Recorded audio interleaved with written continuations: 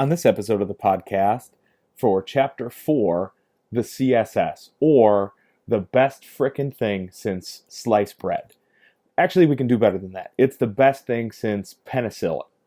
Okay, we can probably do better than that. Really, CSS for the web is like sliced bread meets the printing press meets penicillin meets chocolate and peanut butter.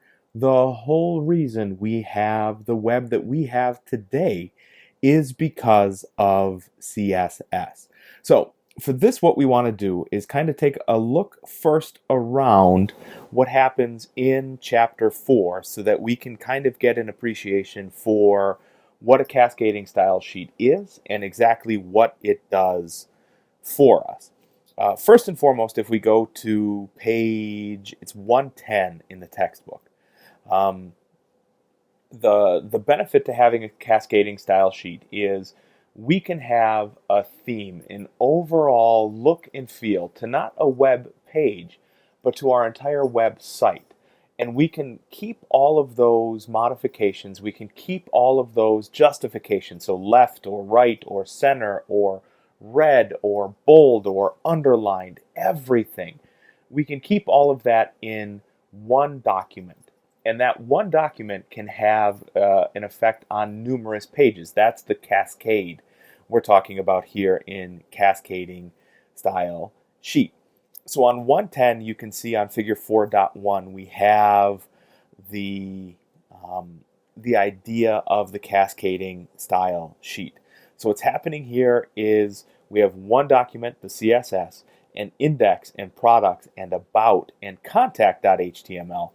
All of them take their stylistic cues from this one particular CSS. And that's fantastic. So in all of the web pages that you have produced so far, they are small, right? You have been producing web page by themselves and web pages in multiple, but they're not really connected to one another. And potentially that's okay. But if you've got a Wikipedia, if you have a Yahoo, if you have something like rockvalleycollege.edu, that becomes a problem. Now we have, in the case of rockvalleycollege.edu, hundreds of pages. In the case of Wikipedia, you're looking at tens and hundreds of thousands of pages. Even worse yet is if we go look at yahoo.com. Again, as maligned as all of us affluent suburbanites kind of think of yahoo.com, they are one of the oldest properties on the web. So what does that mean? They have not tens of thousands, not hundreds of thousands, but rather millions of archivable web pages in all of their properties. So yahoo.de, yahoo.cl, yahoo.ca, yahoo.com, finance.yahoo.com, sports.yahoo.com, mail.yahoo.com. And now we're looking at millions of web pages. If we needed to manage that by individual web pages alone, we would have such a colossal waste of repetitive editing time that it would be in no way, shape, or form convenient to be able to do. Before we get any farther, let's talk about how many different kinds of cascading style sheets there are. And this again is on page 110. It's the 4 methods to incorporate CSS into a website. What you have some practice with already is what is known as inline style. So that means if I'm looking at line number 23 and I have an H1, so I want that particular heading to be red or to be bold, whatever. I would say style equals something right there on that particular line 24.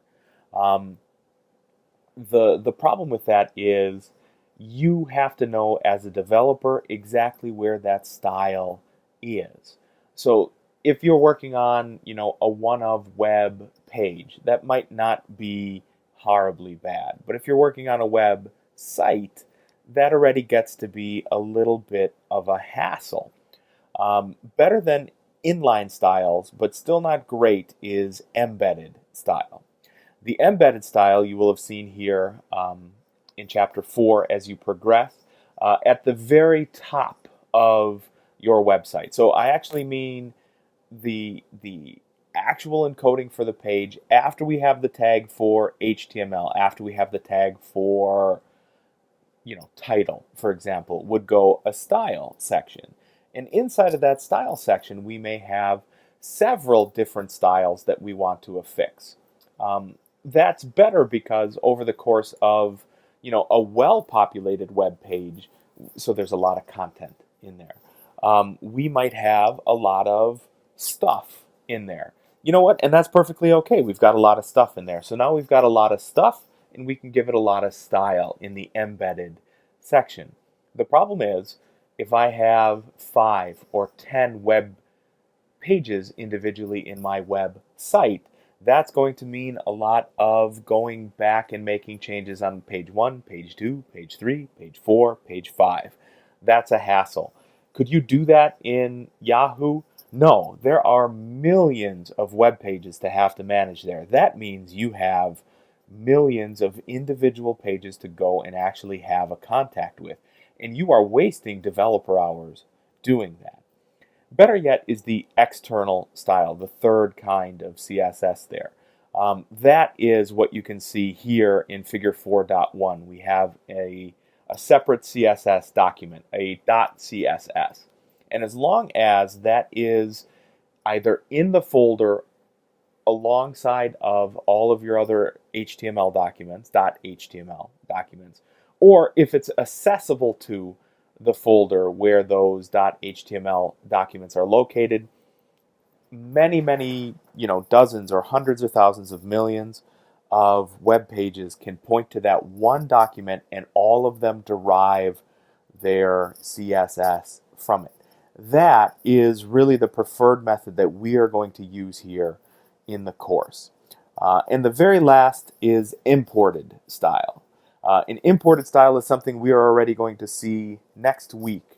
An imported style is being able to go out to a location on the web. So instead of if you think about it the way you're developing now, a storage folder local to your machine. So instead of saying C:\\, Windows /documents / your name / whatever, we would be able to go to a URL. We would go to www.googlefonts.com / something. Google Fonts is actually the one we are going to see next week already. Fonts are great, fonts are good, but they're hard to deal with because you never know what the next user in line is going to have as far as what fonts are available to them. Don't even worry about what's on that local machine. Go out to the web. If your user is connecting to you via the internet to get your web property, they probably also have availability to be on the internet to get style descriptions to better show what your web property looks like. So the cascading style sheet really truly is here on pages 110 and 111. It really truly is like the printing press meets penicillin meets chocolate and peanut butter all at one time, because what we have then is this collision of all these really fantastic abilities to be able to take not a single web page, but a property, something massive like Wikipedia, something massive like Yahoo, or something intermediate like rockvalleycollege.edu, and give an overarching corporate type style to everything so that we don't have to go individually and make changes line by line or page by page, which is a huge waste of time.